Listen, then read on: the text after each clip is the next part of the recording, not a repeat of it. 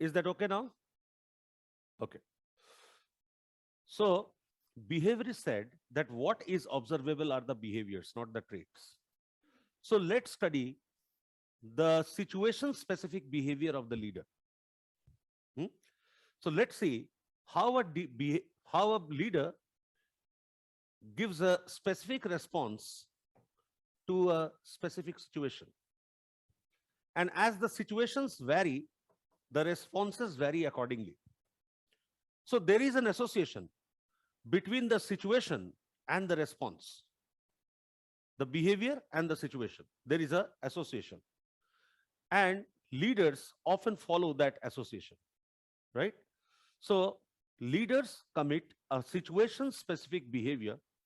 That is what makes them behave like a leader. So if we can enlist the variety of situations and the related behaviors, then we can train the management undergraduates to behave similarly under similar situations and circumstances. And these trained leaders can transact the business with equal efficiency like a charismatic leader. So leaders can also be manufactured, they can also be trained who can transact the business effectively, just like a charismatic leader. Such leaders are known as transactional leaders who can transact the business with equal proficiency, like a charismatic leader. So they needed to make a list of the variety of situations and variety of responses given against those situations. And two independent studies were conducted in America. One was conducted in Ohio State University, another conducted in Michigan University. They conducted studies independently, but interestingly, arrived at a common conclusion. And the common conclusion was the behaviors of the leader can be divided along two dimensions. The behavior of the leader can be divided along two dimensions. One is initiating structure, and the other is consideration. The behavior of the leader will fall under two dimensions. Some are associated with initiating structure, while others are associated with consideration. Initiating structure and consideration. Initiating structure includes division of work, defining roles and responsibilities, forming hierarchy,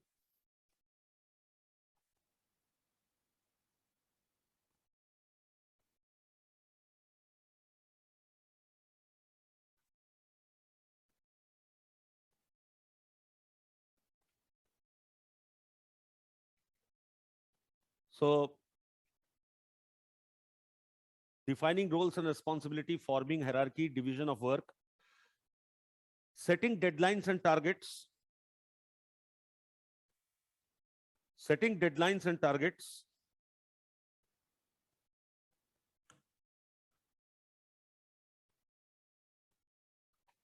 and punishing non-performance. And punishing non-performance.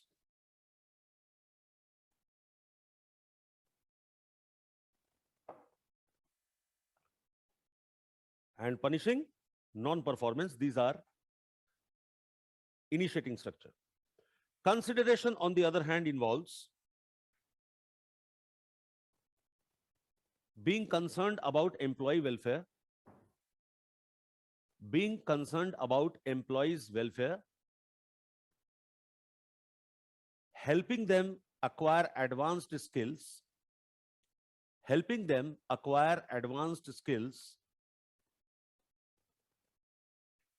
pushing their growth and promotion, pushing their growth and promotion, and protecting them from punishments. And protecting them from punishments.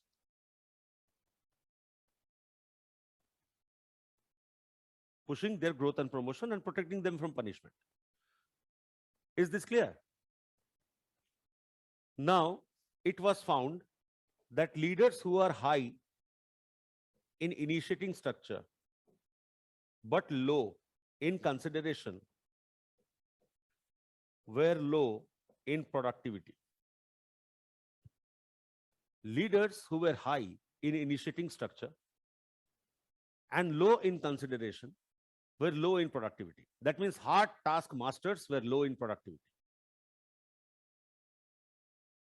Okay? It was also found that leaders who are low in initiating structure but high in the dimension of consideration were also low in productivity. It was also found that leaders who were low in initiating structure and high in consideration, that means those who were very kind and considerate and were liberal on the task, even they were low on productivity. But leaders who were high in both the dimensions were high in productivity. But leaders who were high in both the dimensions were found to be high in productivity.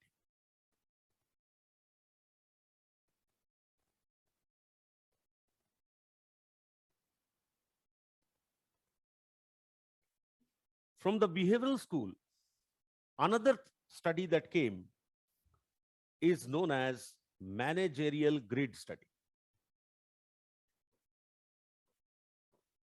From behavioral school, the second study which comes is known as managerial grid study.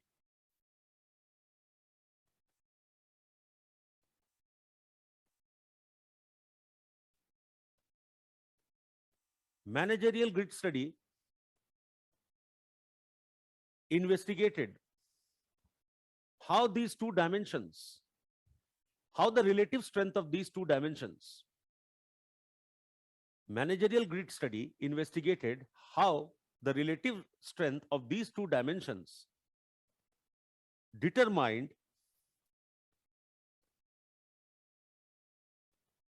the type of management in the organization. How the relative strength of these two dimensions determined the kind of management in the organization. So in the vertical axis, I am keeping concern for employees.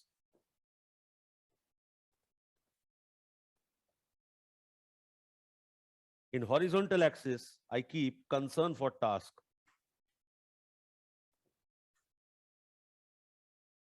And see what we find.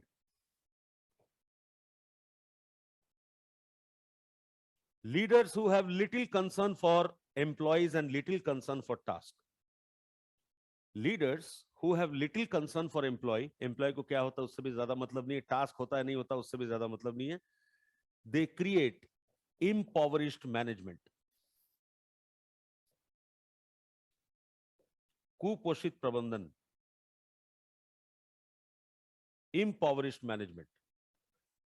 Such an organization will not move long. It will not last long. It will not survive long. Impoverished. कुपोषित. Leaders who have high concern for employee but low concern for task. Leaders who have high concern for employee but low concern for task make country club management. So here the employees have full liberty to work at their own pace, either to come on work or not. It depends on their hand. In the workplace, they will use the space as if it is a club for entertainment. So socialization becomes primary, work becomes secondary. And they know that their job is secure because the leader has high concern for their welfare. So whether they perform, whether they do the task or not, it doesn't matter. So they keep postponement of the task, just like a सरकारी दफ्तर. जो file एक दिन में हो सकता है उसको 10 दिन लटका देना. Country club management. ठीक है? When the leader has high concern for task but low concern for employees. When the leader has high concern for task but low concern for employees, they create authoritarian management.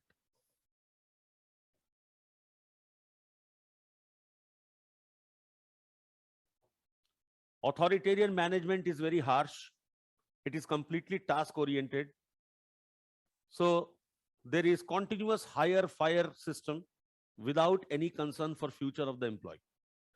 So as long as the employees keep performing, they are sustained. The moment they stop performing, they are fired.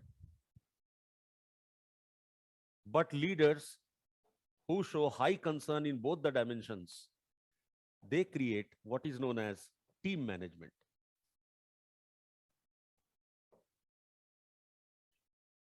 Team management is a management in which employees feel like a family. Team management is a management where the employee feel like a family and they perceive their personal growth in the growth of the company. And they perceive their personal growth in the growth of the company. So in team management, employees feel like a family and they perceive their personal growth in the growth of the family. Okay. So that is team management. So instead of feeling like I, employees begin to feel like we. It draws ego involvement of the employees. So this was managerial grid study from the behaviorist. Shall I change the page?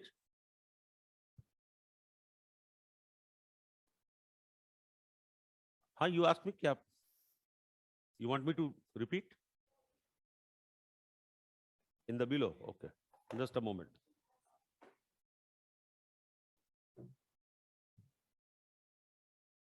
ठीक है? चक्के लगाने होंगे.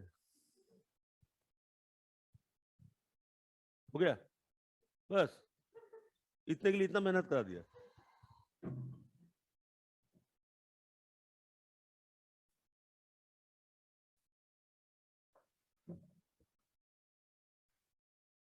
Okay.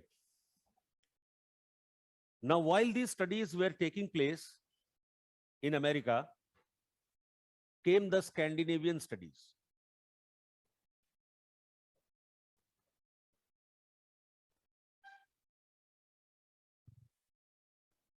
Scandinavian studies highlighted the changing nature of global business.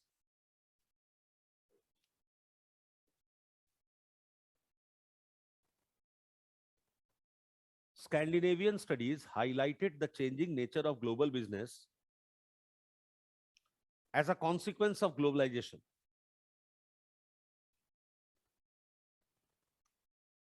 Changing nature of global business as a consequence of globalization.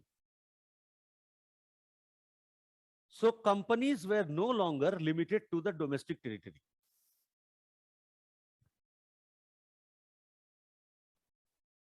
Companies were no longer limited within the domestic territory. As they were becoming multinational,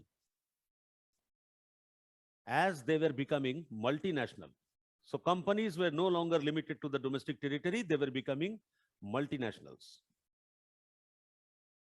A multinational company is one. A multinational company is one which has its headquarters in the domestic territory.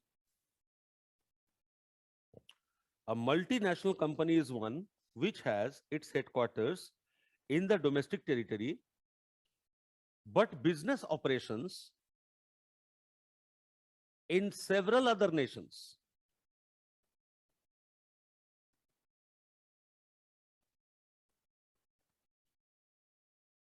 But business operations in several other nations.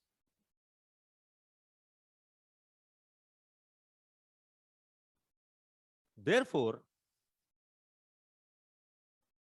the leaders would require to work in a multicultural framework. Therefore, the leaders would require to work in a multicultural framework.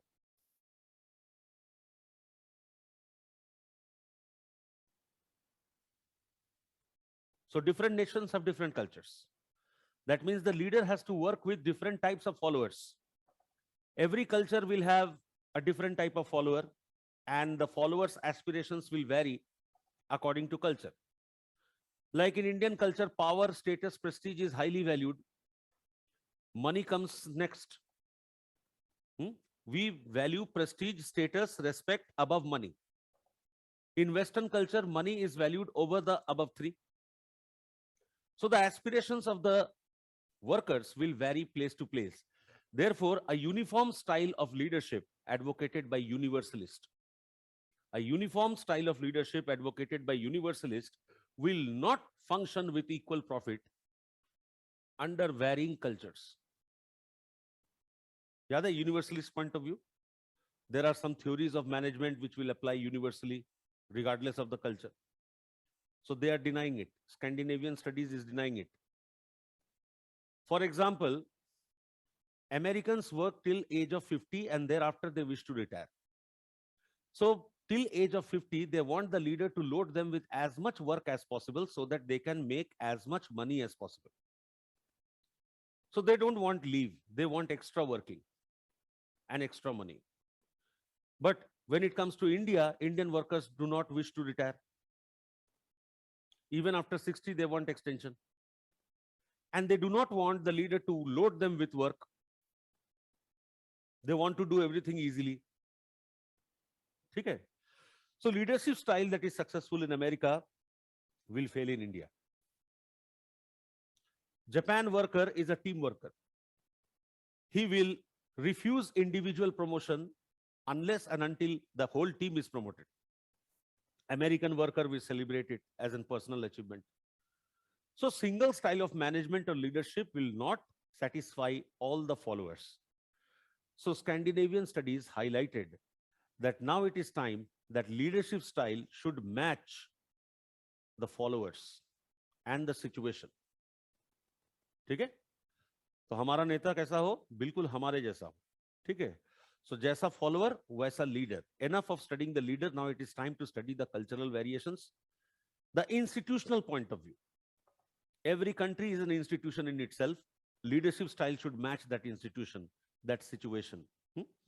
So all these theories that came from Scandinavian studies are called contingency theories.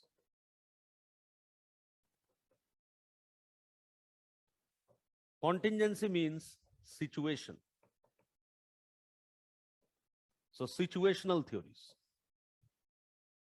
They advocate that leadership style should match the situational demand. Leadership style should match the situational demand. विकास तुम पूछ रहे थे मैं परेशान क्यों हूं? ये मुझे बहुत परेशान कर रहा है. ये जो लगा रखा है मैंने. It's so creepy. लग रहा है कुछ चिपका हुआ है बिल्कुल. हाँ है ही नहीं. लास्ट 2 पीस बचा हुआ था, दोनों मैंने बोल बोल के खराब कर दिया.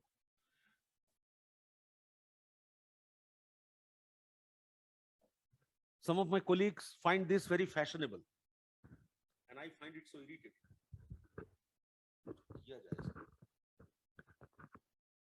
Now it's better. ठीक है?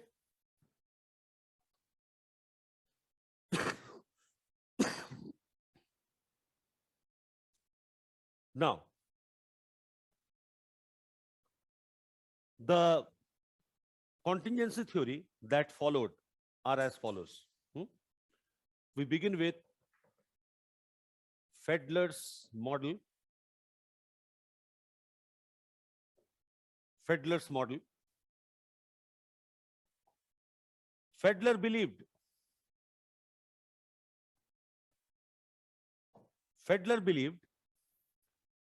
that success of leadership depends upon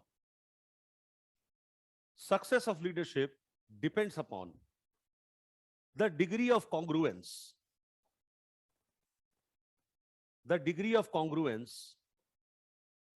which exists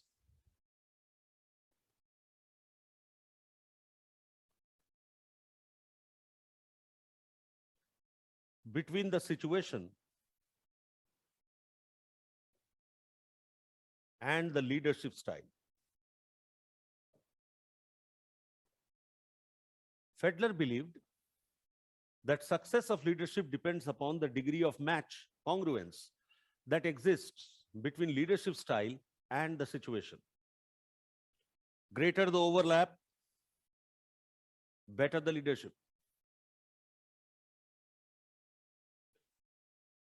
Therefore, Fedler required to find out the different types of leadership styles.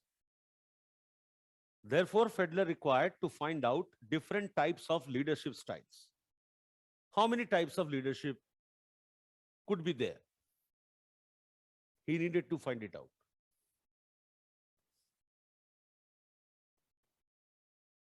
Okay? Therefore, he designed a scale known as LPC scale. LPC stands for least preferred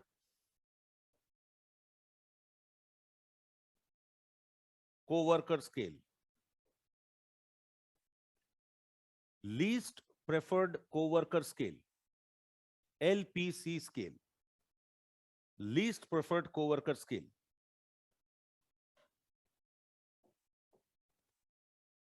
LPC scale is a bipolar scale. It is a bipolar scale along which the leaders were asked to describe that follower, that co-worker whom they like the least, whom they prefer the least. Obviously, who will be the least preferred colleague? One who does not perform the task well. Okay? They were asked to describe about their nature along a bipolar dimension. In one of the polls, the negative traits were written like lazy, stupid, stubborn. So how do you perceive the least preferred colleague? Lazy, stupid, stubborn, or the opposite, hardworking, intelligent,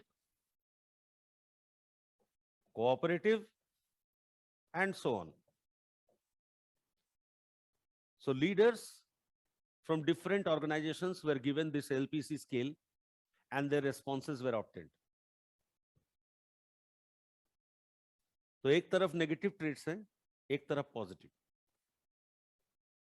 Some leaders describe the least preferred co-worker negatively. Lazy, stupid, stubborn, and so on. Fedler called this type of leader as task-oriented leaders, TOL. So these leaders are solely concerned with the task. And the colleague who does not perform the task well, they have no respect for them, even in person. जो task नहीं करता है उसका सब खराब. ठीक है? So they are task-oriented leaders. They value the task more than the employee. However, there were some leaders who still respected the least preferred colleague by assuming positive traits in them. So although the colleague was least preferred, but still they had respect for them. They said they are hardworking, they are intelligent, they are cooperative. They were called employee-oriented leaders. So two styles of leadership was discovered using LPC scale: task-oriented leadership and employee-oriented leadership. ठीक है? कोई doubt? दिख रहा है नीचे तक board, या फिर मैं इधर उधर कर दूं?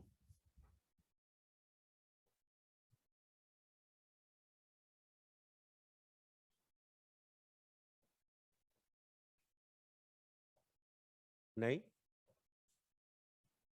I may not be happy with your work, but why should I make personal comments about your nature? मेरी बात समझ रहे हैं? तो ये होता है कि भाई you are basically respectful towards the employees. You are hopeful that someday they will start performing. ठीक है?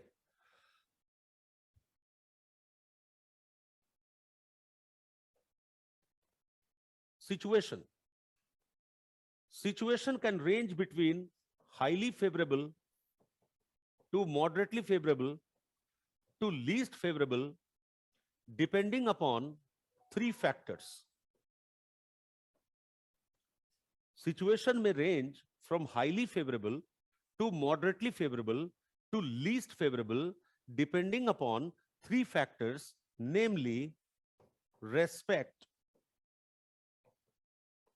power, and structure. So situation may range between highly favorable to moderately favorable to least favorable depending upon three factors, which are respect, power, structure. Respect implies how much the leader is respected by the followers, how much the followers have faith and trust in the leader. So it is concerned with the image of the leader. How much is he respected by the followers? How much followers are willing to give their lives in the hand of the leader? How much the followers feel that this leader will take us to our goals in life? That is respect. Power implies how much do the followers perceive the leader to be powerful? How much do the followers perceive the leader to be powerful? The extent to which the leader can hire, fire, promote, and demote. The extent to which the leader can hire, fire, promote, or demote, that is power.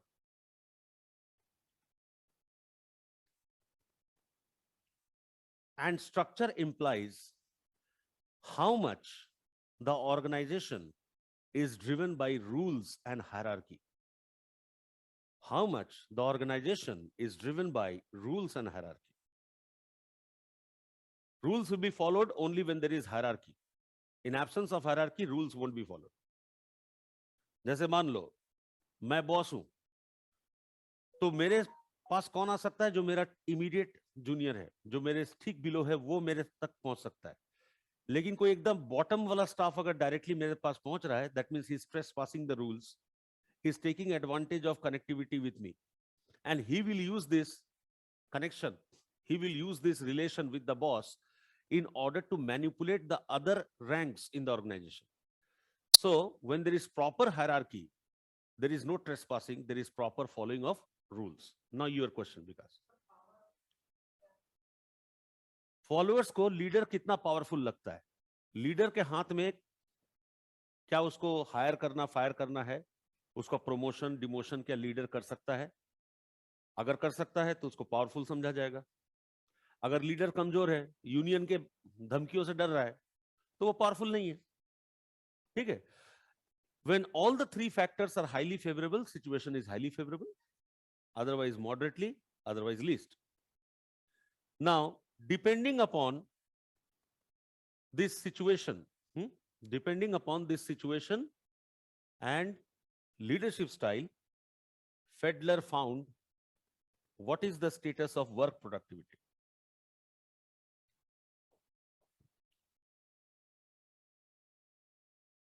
So leadership success depends upon congruence between the two factors. So here we have productivity.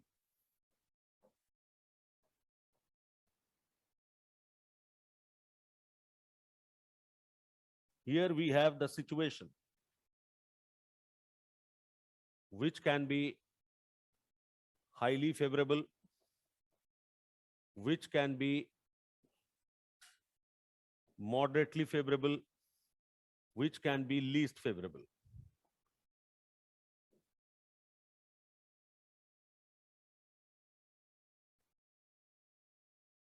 This is task-oriented leadership.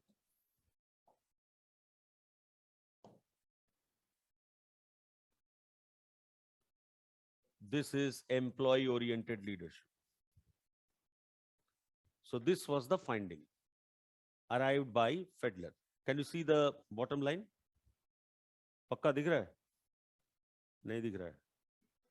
दिख रहा है?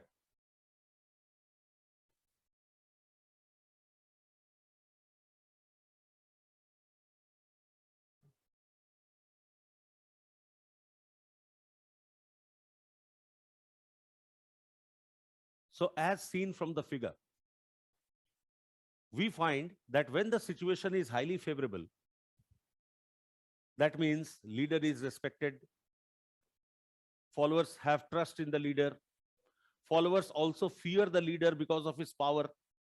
There is a proper rule and hierarchy, that is structure. All factors are favorable. Here, the leader should take advantage of the favorability of the situation and exclusively focus upon the task.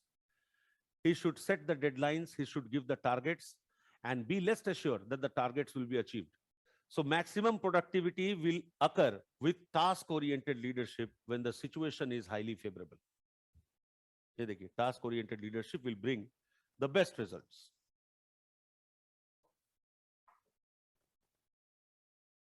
Similarly, when the situation is least favorable, which means that the followers don't have trust, faith, and respect for the leader, when they perceive him to be powerless, and when there is no structure and rule in the organization, the workers show absenteeism in workplace, the worker union threatens the management for strikes and hartals. Suppose there is complete rulelessness in the organization, once again, task-oriented leader will be effective. This task-oriented leader have to show his power, have to let the workers know that how devastating he can be for indisciplined workers. Okay? So he should fire few workers who are irritants, which will have a demonstrative effect on those who are threatening to strike. And accordingly, the workers will begin to fear the leader, fear his powers, and also come back to work as it is. Okay? So that will ensure productivity. But when the workers who were, when the situation was highly favorable, but is now moving towards moderate favorability, that means the situation is deteriorating, to revive the situation back to high favorability, employee-oriented leadership will be effective. So if the workers who were respectful to the leader, who were disciplined, who had the fear for power of the leader, are now showing fearlessness, or they have started showing disrespect, this is the time for the leader to win back the losing respect. Okay? Now he can do this by getting personalized with the employees, by showing concern for the employees, so that the employees can get back their lost motivation. One of the best technique is giving employees a free hand and autonomy to do whatever they want to do and in the manner they want to do.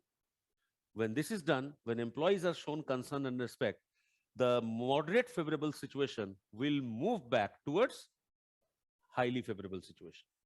So there are three conditions. One is situation of high favorability, TOL, will be most productive. Situation of moderate favorability, EOL, will be most productive. And situation of least favorability, here again, TOL will be the best strategy for leadership. Okay? Got it? Okay.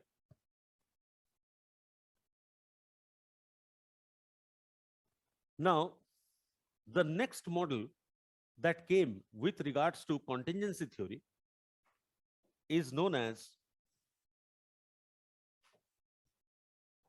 LMX theory.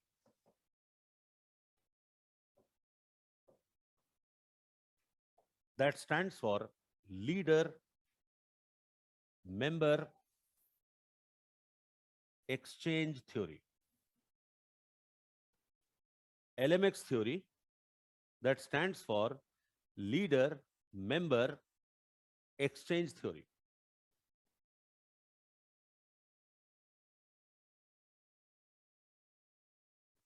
According to this theory, it is obvious that all followers will not have equal faith towards the leader. It is obvious that all followers would not have equal faith and respect towards the leader.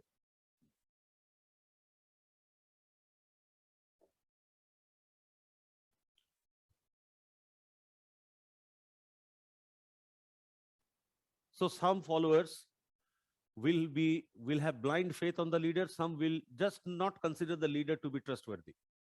Okay? So leader cannot enjoy the respect of all the workers at the same time. It is not possible for anyone, whether a leader, whether an actor, whether a minister, whether a teacher, it is not possible for one person to be satisfactory for all. Okay? Equally, it is not possible. Therefore, the leader may start working with a core group of followers. Leader may start working with a core group of followers who are loyal to the leader and also have faith in him and also have faith in leader.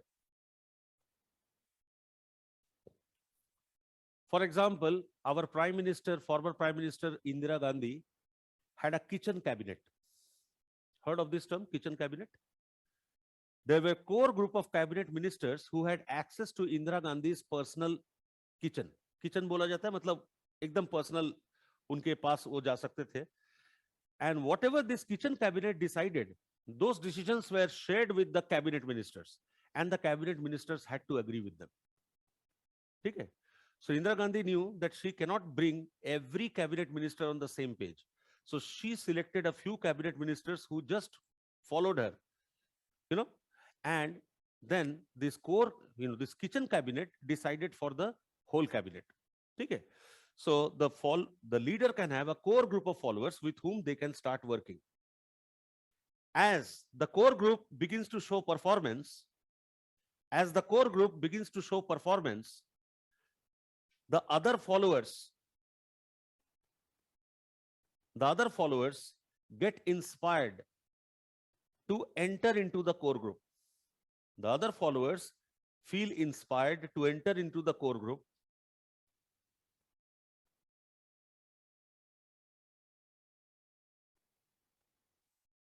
As the core groups begin to show performance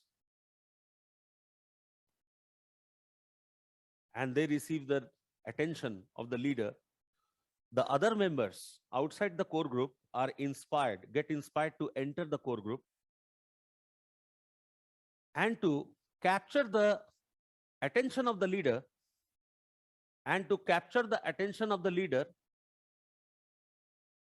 or to make the leader take notice of themselves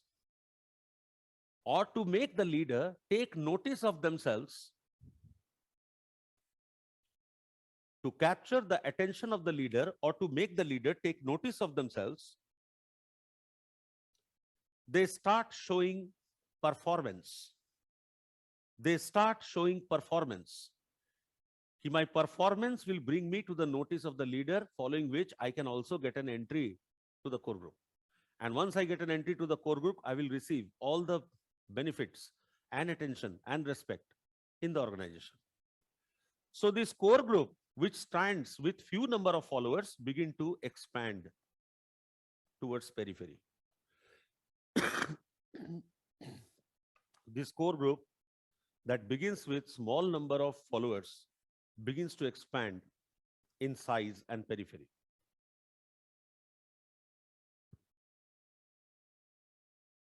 And this is exactly what happens in any kind of organization. आपको कभी सभी लोग supporter नहीं मिलेंगे. So few like-minded people, say 5 people, you start working with them, and you will see that how those who were non-supportive, non-cooperative, see that how you people are gaining importance and how nicely you are enjoying and doing your work. They feel inspired to enter into the core group, and they also volunteer. I also, me too करके सब आ जाएंगे, ठीक है? और वो core group बड़ा होता चला जाएगा, ठीक है? This is called leader member exchange theory. We have another theory from contingency group, readiness theory.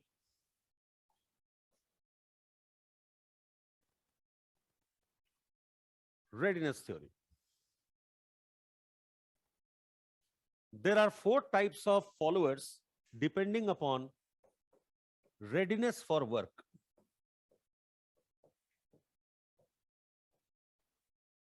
There are 4 types of worker depending upon readiness for work. R1, R2, R3, R4.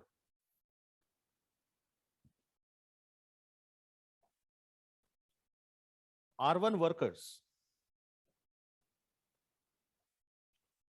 are able plus willing.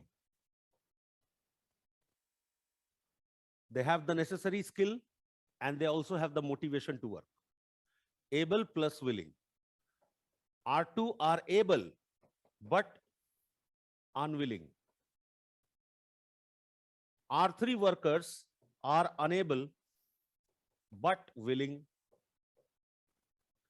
R4 workers are the greatest variety, unable plus unwilling.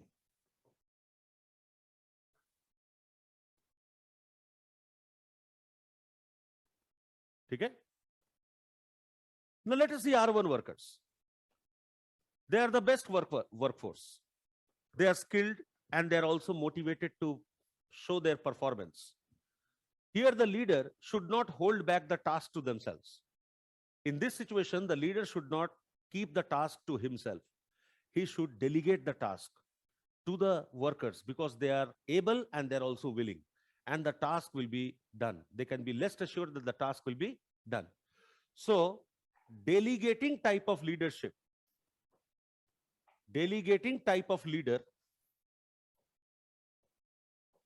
who has faith in the workers and their ability, and he can safely delegate the work into their hands, will be most productive. And this ability of delegation is not easy. Most of people are not able to delegate their task to others.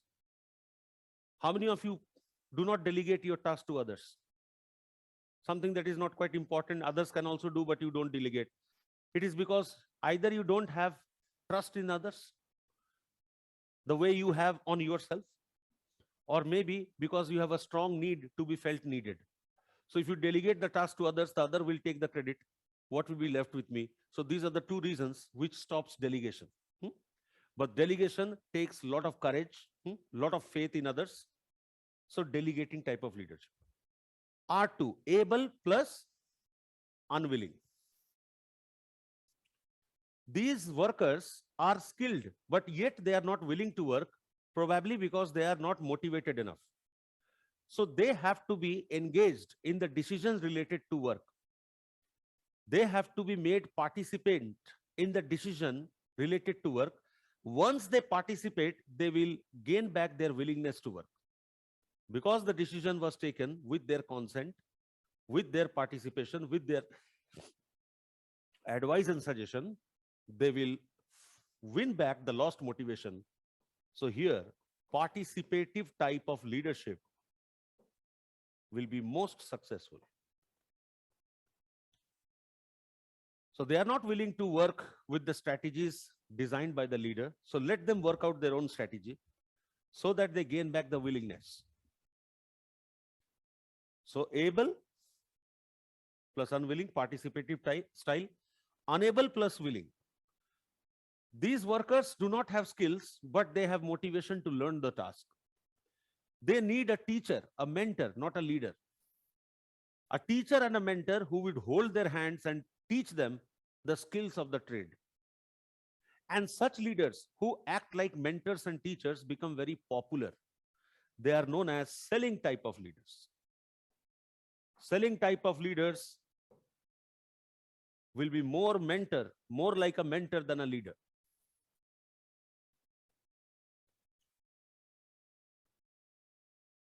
And workers who are unable and unwilling need to be constantly instructed, supervised, told about what they should do. So they need a leader who is always after them, called telling type of leader.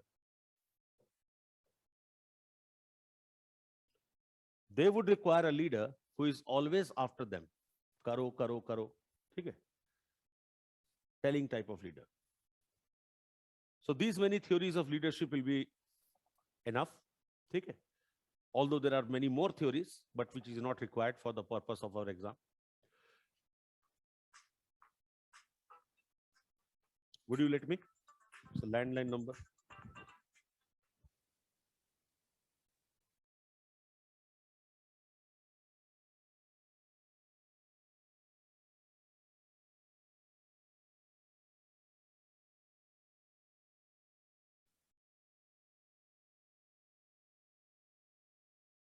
So here we conclude work psychology and organizational behavior.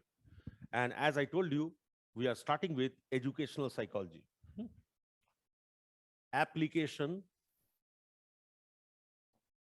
of psychology in the field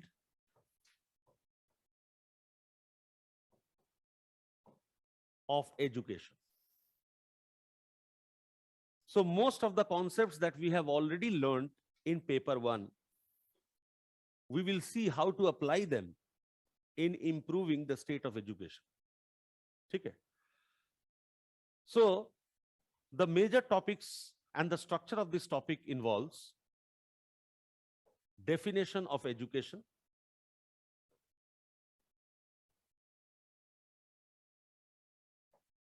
how to make teaching learning effective,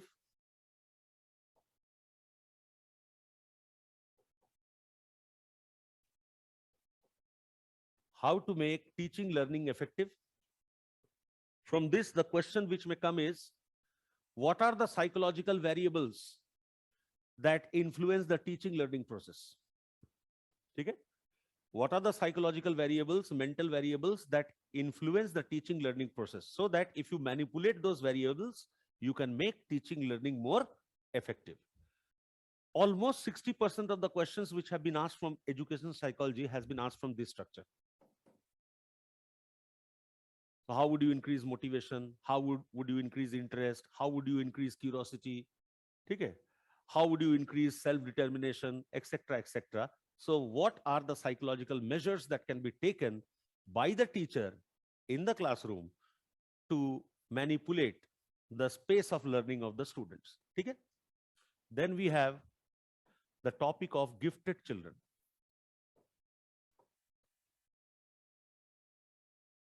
Gifted children are those who have supra average IQ. Okay? Supra average IQ.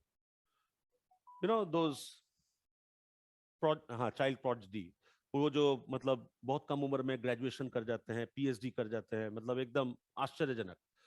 So gifted children, what are the needs, psychological needs of gifted children, and how to satisfy their needs and how to handle them properly? On the other hand, you also have retarded children. Okay? You also have retarded children, and you also have children with learning disability.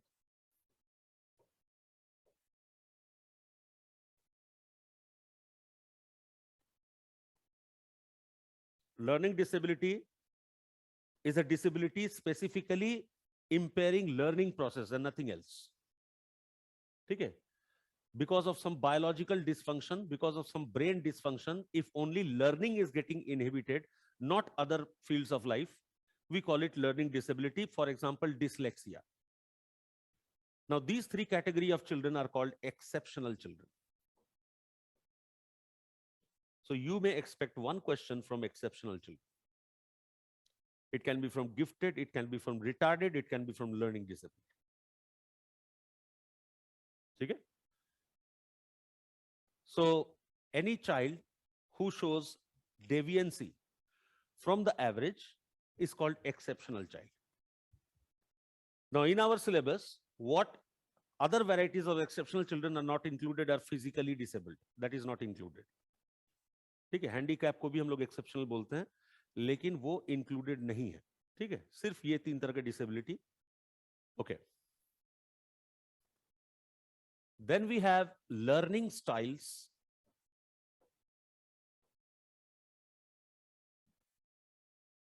So all learners are not alike. Different learners show preference for different ways and methods of learning. Some learners learn better by visual effect. Some learn better by listening. Some learn better by moving around. Some learn better with practical hand-on experience. Some learn better with theoretical knowledge, abstract. So there are different types of learner, and they will benefit only when the teacher provides them with a diversity of learning venues. So learning style is also known as learning preference or cognitive style.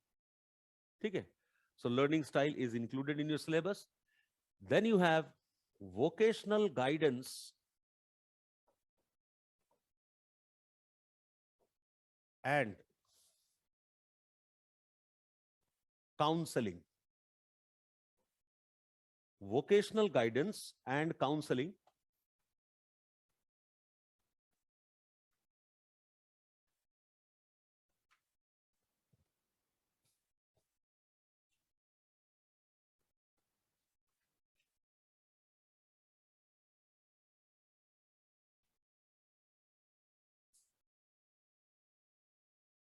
and finally value education.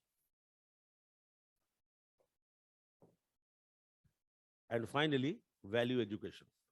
So these are the structure of the syllabus. In case they ask you a question from vocational guidance and counseling, they will ask compare between the two.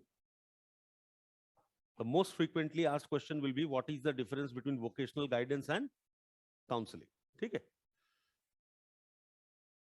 And this topic, nevertheless, is quite important in paper 2 because invariably you will get 1 or 2 questions every year. Okay. Invariably, you will get definitely. Okay. So let us see the definition of education.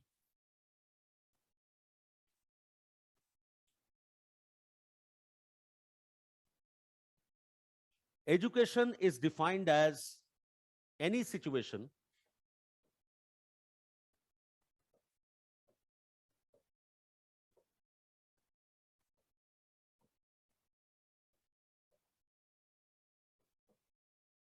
where teaching, learning takes place. Education is defined as any situation where teaching and learning takes place.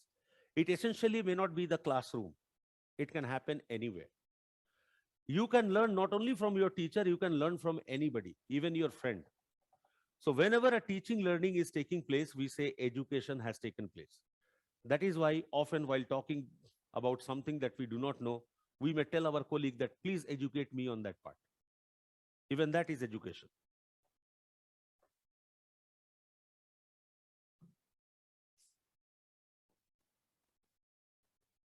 ये आवाज क्या करता है?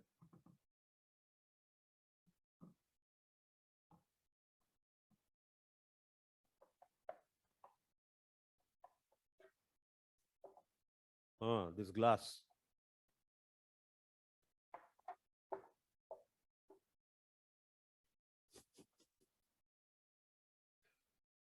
Okay. Okay. Now, education is a process through which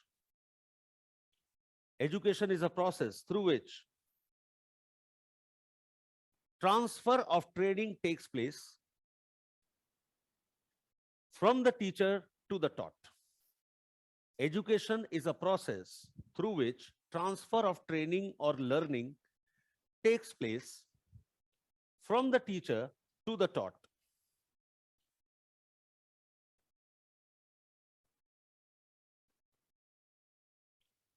from the teacher to the taught. Okay. In an ideal situation, the teacher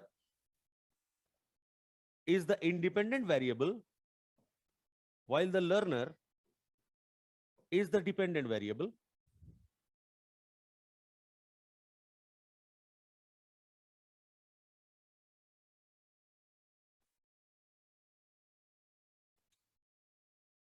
Okay. So at the completion of education, the knowledge and skill of the teacher and the learner should be at the same plane. At the completion of education, the knowledge of the teacher and the learner should be equal.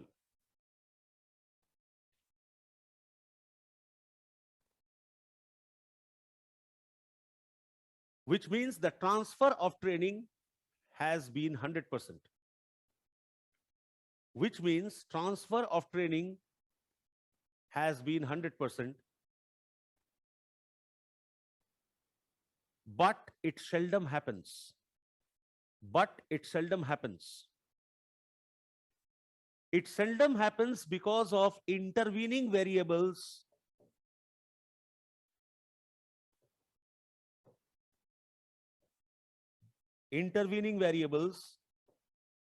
So in ideal situation, there should be teacher, the IV, and the learner, the DV, and nothing else.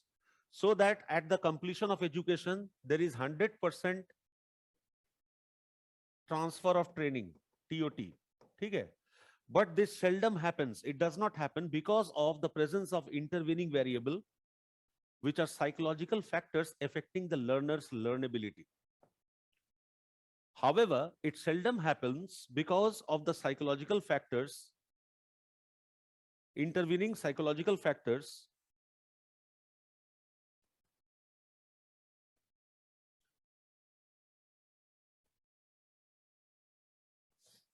that inhibit the transfer of training. It seldom happens because of intervening psychological factors that inhibit the transfer of training.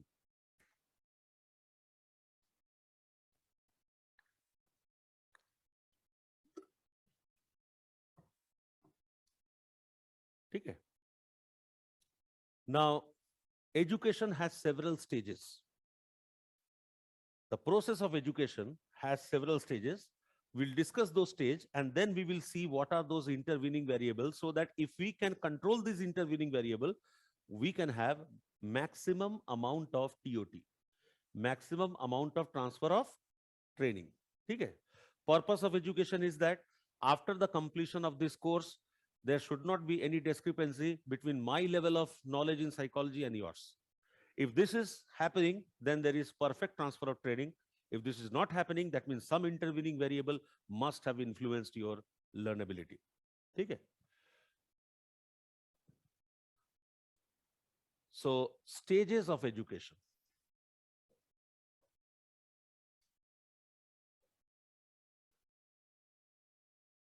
Stages of education. Pre-active stage. Pre-active stage.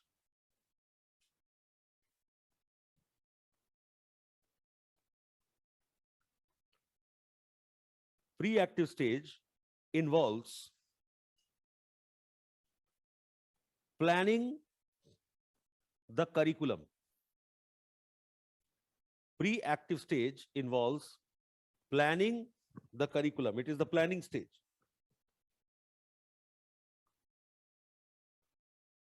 So planning the curriculum, number of lectures, the content to be taught, okay? The duration of the class, etc., etc. All have to be planned in advance.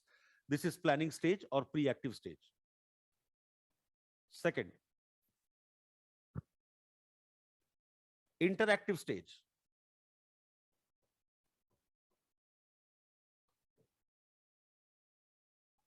Interactive stage involves execution.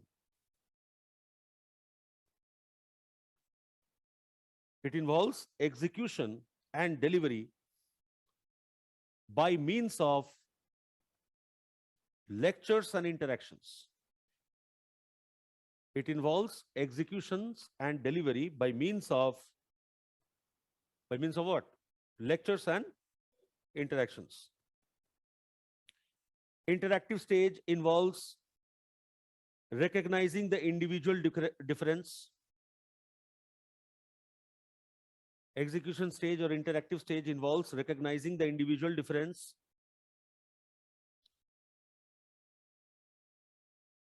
So all learners are not samely paced. They are not equally paced. Some are fast learners, some are slow learners. So identifying the individual difference. Some learners are very creative. Some are, routine learners. So the teacher has to identify the individual difference existing in the class. Second stage in this, second step in this stage is sizing up the class. Sizing of the class.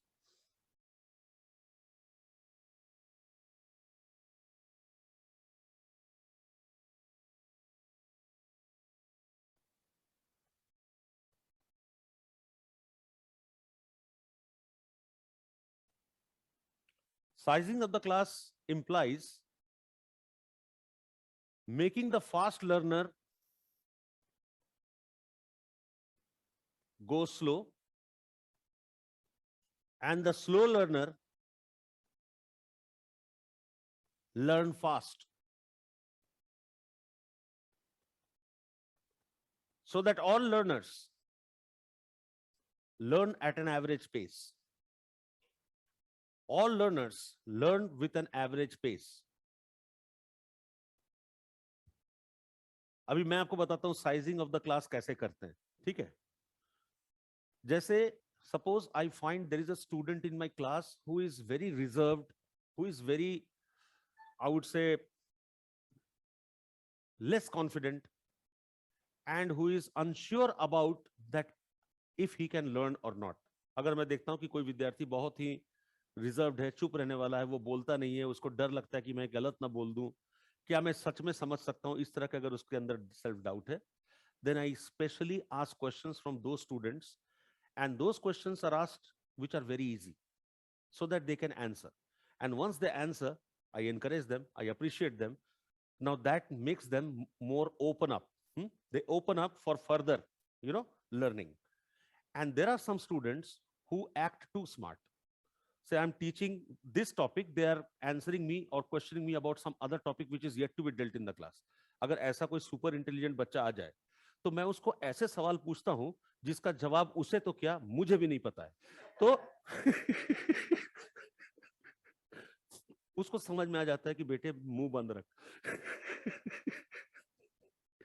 फिर होता क्या है कि वो दोनों एक page में आ जाते हैं.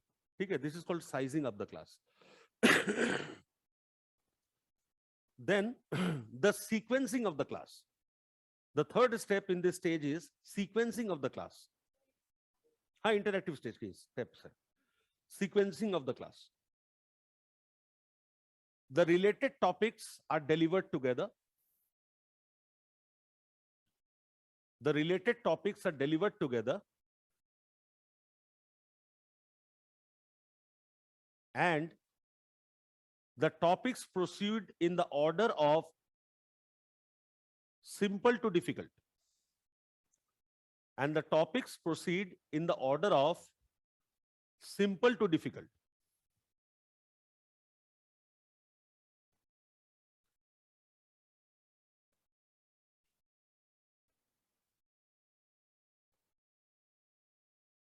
ठीक है, सिंपल क्वेश्चन पूछेंगे, फिर डिफिकल्ट क्वेश्चन पूछेंगे. Okay. And the third stage is called post-active stage.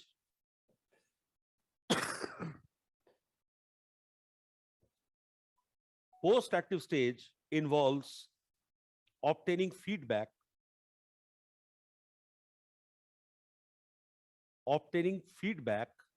by administering achievement tests.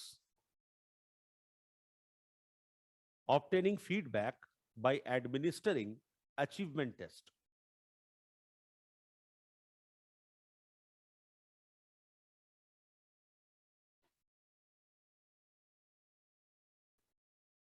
obtaining the feedback of the learner by administration of achievement test. Okay. So these are the stages of education. And now let us see the intervening variable that influences the teaching learning process. What are the intervening variables that stand between the teacher and the learner?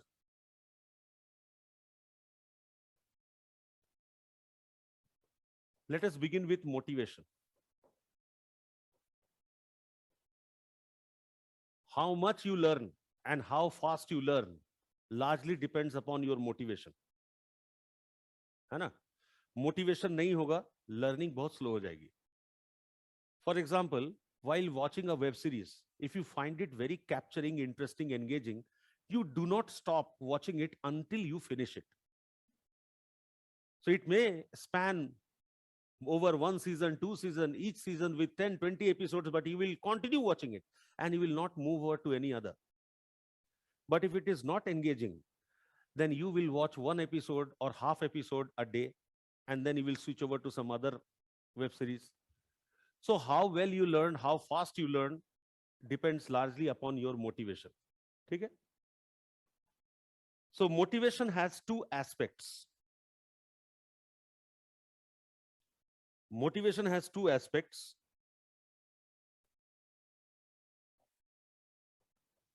A type of motivation is called intrinsic motivation. Another type of motivation is called extrinsic motivation.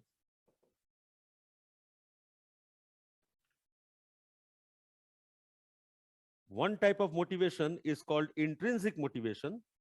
The other type of motivation is known as extrinsic motivation. According to Coving and Mueller,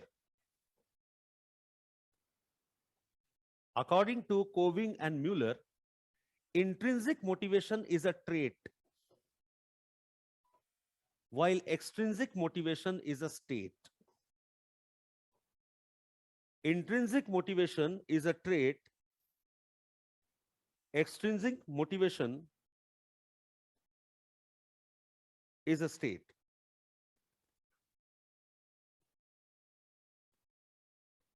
There are some subjects and topics in which the learner is intrinsically motivated, towards which the learner is intrinsically motivated. Your favorite subject, you are intrinsically motivated. So here the teacher does not have to make much effort. ठीक है, क्योंकि आपको interest है. Teacher के नहीं पढ़ाने पे भी आप बहुत कुछ सीख जाएंगे, या उसके पढ़ाने पे बहुत ज्यादा सीख जाएंगे, क्योंकि आपको इंटरेस्ट है. Intrinsic motivation, that is a part of your trait. And here the learners will vary individually. However, extrinsic motivation is a state which can be created by the teacher to help even a non-motivated learner learn. Okay?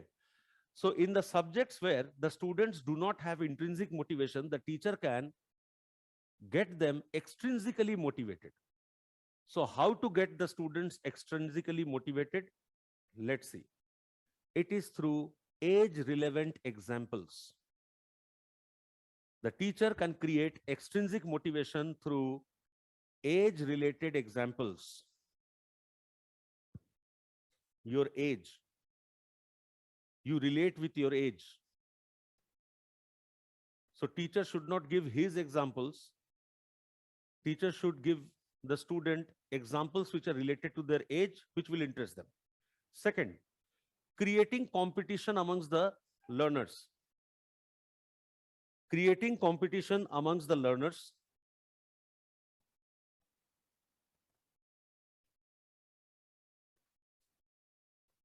ठीक है? And reinforcement and punishment. Reinforcement and punishment. Reinforcement for good performance, punishment for bad.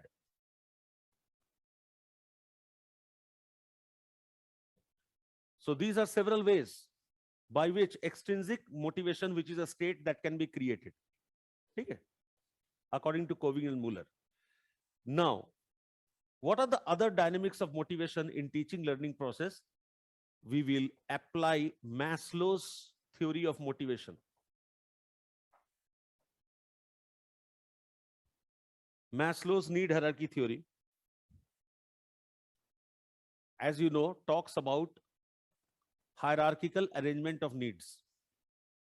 So suppose you are the educationalist, how would you satisfy each and every need of the students in a school setup so that students can graduate from physiological needs to self actualization need?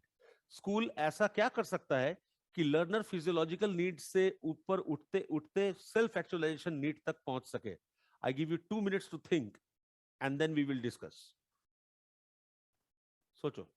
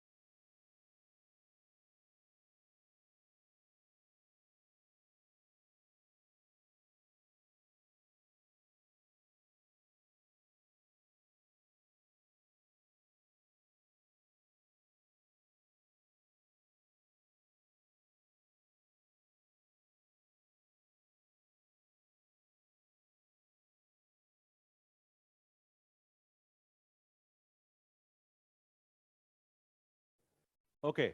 Can you tell me how to satisfy the physiological needs?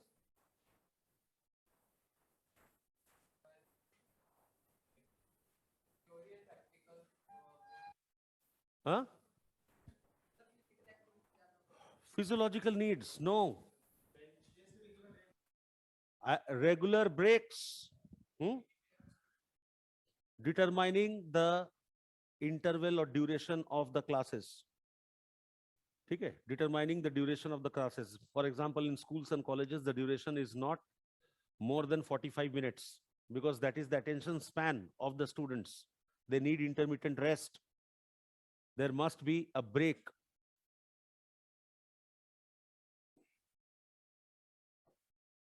So comfortable class timing, number one. Number two, intermittent breaks. Provision of drinking water. Provision of drinking water. Comfortable sitting arrangement. Comfortable sitting arrangement.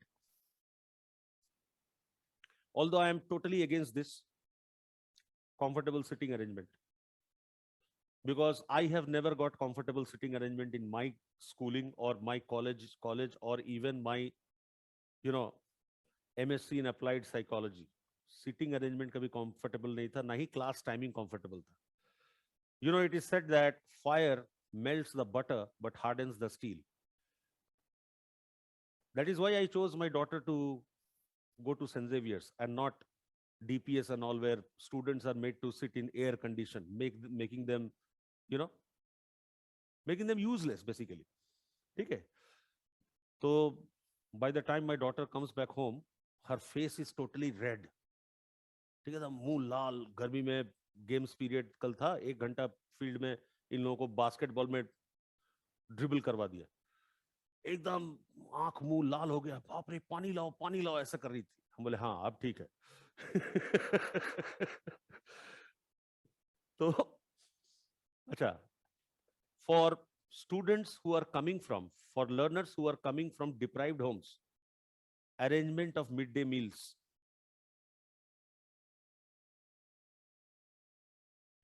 So if the child is hungry, he can't focus on study.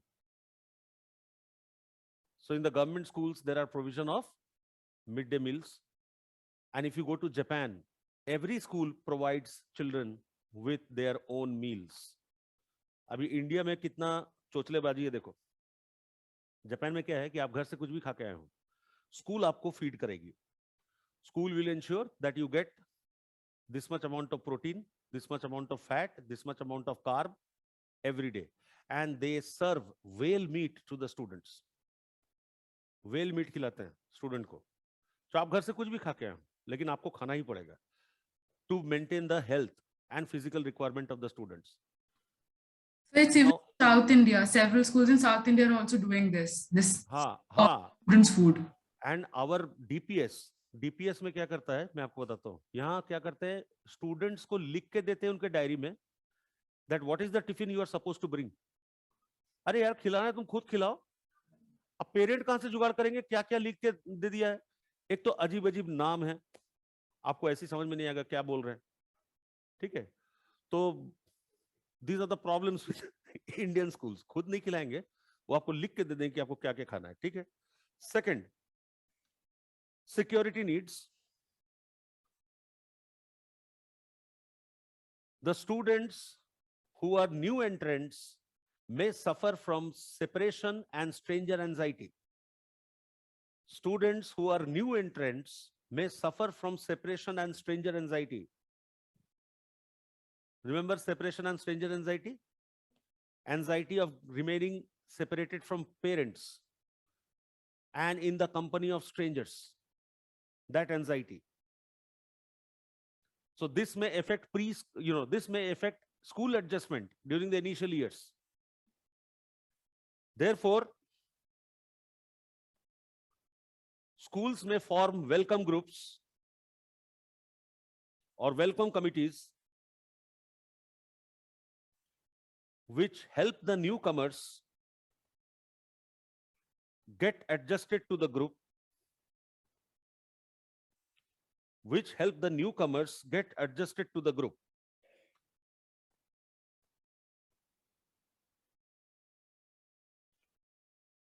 For example,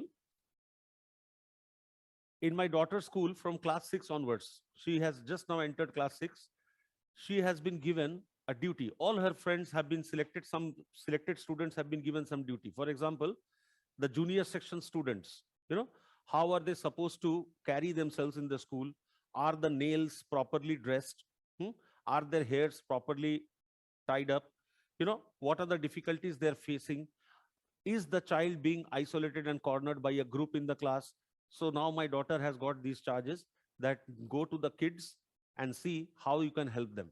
तो अब एक वो इसमें है, वो नाखून देखने में है और ड्रेस देखने में है, और कोई उस बच्चे के साथ बदमाशी कर रहा है कि नहीं ये देखने में है.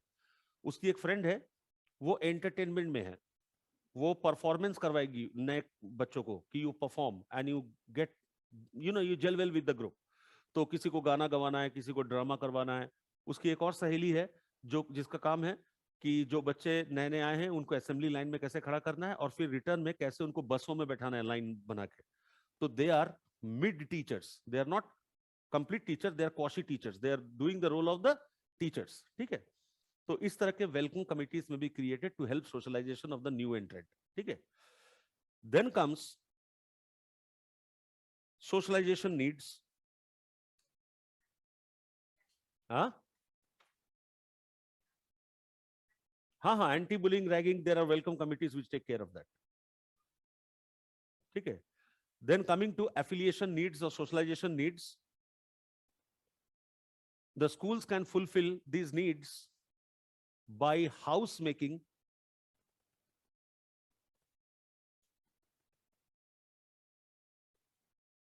like in my school St. Xavier's there were 4 houses: red house, blue house, green house, yellow house. My daughter also has these houses, but then the names are different: Nehru house, Gandhi house, pata nahi kya kya house. ठीक है. तो when you carry the badge of a particular house, you feel related with the other person who also carries the same house, and there is an inter-house competition also. ठीक है. Arranging for fest and festivals, arranging for fests and festivals. So fests and festivals में school की अच्छी खासी कमाई हो जाती है और बच्चों का भी एंटरटेनमेंट हो जाता है. Arranging for fests and festivals, organizing excursions and picnics, organizing excursions and picnics,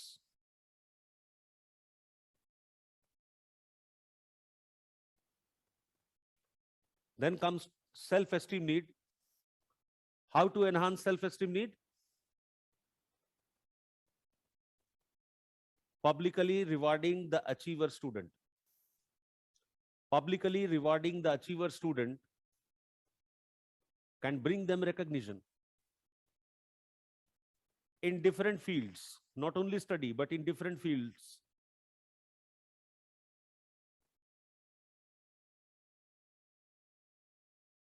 And self-actualization.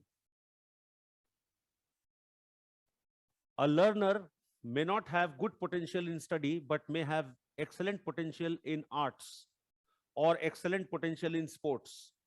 So arranging for extracurricular activity, arranging for extracurricular activities that will help the learner to discover their true potentials, which will help the learner discover their true potentials.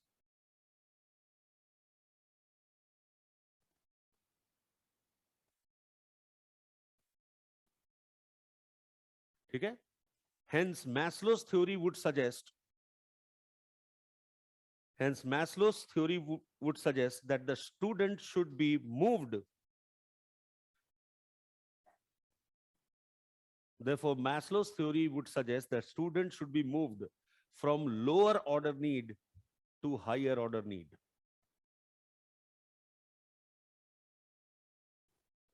In order to stay motivated throughout the learning period. In order to stay motivated throughout the learning period, the student may be moved from lower order need to higher order need. Okay? Now this was Maslow. Now we will apply several other theories of motivation to see how to make the learning teaching more effective. Okay? So let's resume tomorrow with psychology of education.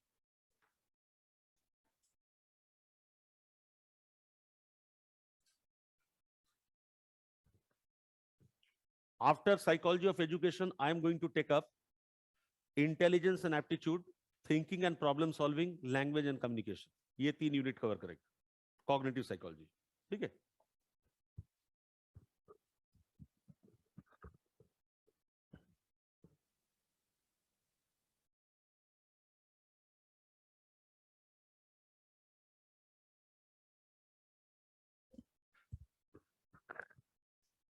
Okay, online students, see you tomorrow.